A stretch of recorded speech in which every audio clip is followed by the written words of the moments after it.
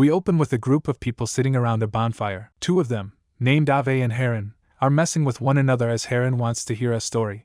Ave tells him about the place their father is taking them, but one of them, named Odell, tells him his story instead. He says how a group of men arriving from far away had to cross a giant sea for a place with all the beauties, but others made fun of the man who suggested it. Despite the negativity, the man took some of his followers on this journey, knowing the dangers. We see that Odell is actually telling the story of Adam, the leader of their group. We see the kids messing around when they are able to reach the island, but what they didn't know was that this place was cursed. Odell goes on saying how Adam hasn't found anything that he promised them. This makes Adam intervene to stop him, while reassuring him. Odell continues his story about the bloodthirsty things after them, and how they will soon starve to death. The kids start to laugh when Odell plays tricks on them to lighten the mood, but Adam scolds them by telling them that there are no scary demons after them. Back on the beach, we see a woman, Bea, picking up something to eat, but Gare stops her. They joke around, but soon they notice Heron, making them wonder with envy how he will get everything while they will starve. Back at the camp, the people pack up to leave for their new destination. In the ominous atmosphere,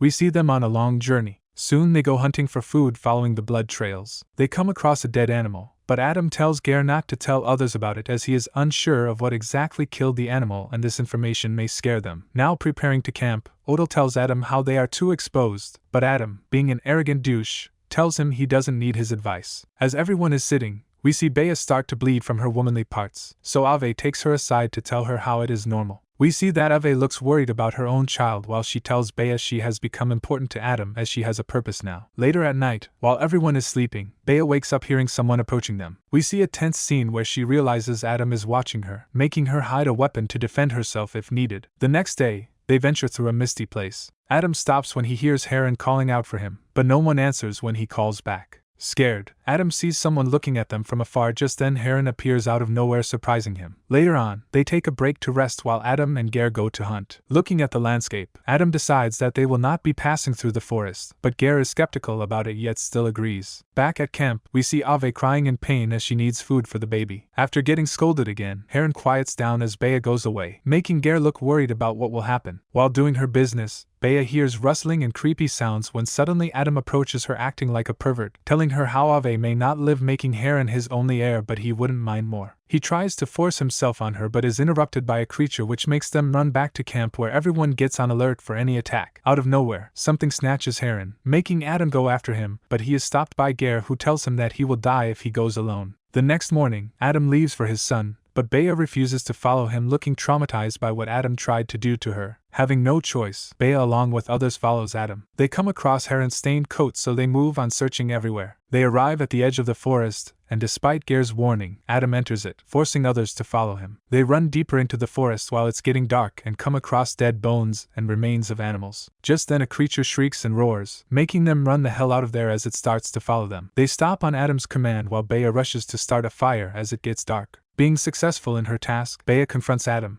saying how the idiot caused this. Angered, Adam starts to hit the women like a coward while still on alert against the creature. Going in the woods after managing to hit the creature, Adam slithers around looking for it in a tense scene. The creature continues to mess with him, making Adam scared before lunging at him. Back at the camp, everyone is terrified as they hear Adam's screams of agony, so Gare goes to help him. Sometime later he manages to bring back a mutilated Adam to camp, shocking others. Realizing that there is no other way, they decide to kill him. Bea, wanting to express her anger, takes the lead in killing him when Gare backs out. Now they all try to make a plan to survive when Ave starts to have a seizure from hunger. In a harrowing and twisted turn of events, they decide to eat Adam, but Gare and Ave are against it. Bea, looking determined, starts to carve up Adam in a gross scene, making Gare throw up. Later on, we see them eating their leader, looking horrified. Gare wonders why the creature didn't kill them, to which others just call it a demon monster looking for a sacrifice. When Gare tries to go after it, Bea tells him to stop the madness as it already killed Adam. Determined, Gare takes Adam's stick, making himself the leader. The next day, they all agree to follow him except Odell, who refuses but gives in at the end.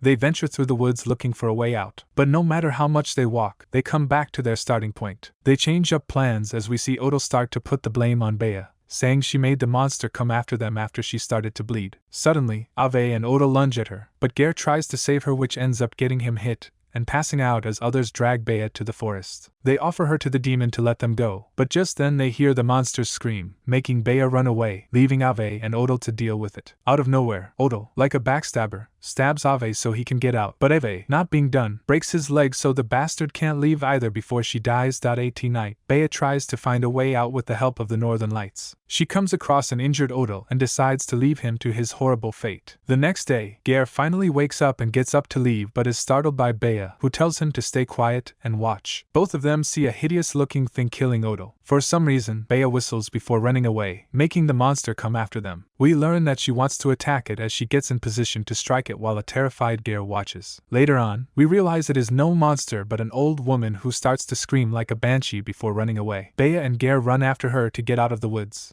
This ends up working out as they rest at a stream beyond the woods as the woman vanishes into the mountains. They seem to be confused about the woman, and how she was able to kill Adam and others in such a harrowing manner. Bea tells Gare that they have to find a shelter where the woman lived, but Gare starts to break down, asking Bea why she isn't scared. Bea, looking stoic, just answers that she is terrified but still wants to live. In a suspenseful scene, they go to the mountains to look for a shelter as thunder rumbles in the background. Going inside a cave, they are creeped out by the sound of stones clattering. Going deeper, Bea starts to get scared and out of nowhere a man attacks her, breaking her wrist and choking her. Gare, listening to this, rushes to her, but before he arrives, Bea kills the man by brutally stabbing him. Bea finds a fire going on while Gare finds the dead man. In a tense moment, we see Bea find Heron under the covers, who looks terrified. Just then, the woman from before arrives and kills Gare when he enters the place. Horrified, Bea and Heron run away after setting fire to the covers, but the crazy woman follows them out, asking for help when she gets stuck. Heron rushes to help her, but Bea just kills her in her anger. Heron, horrified at what she did,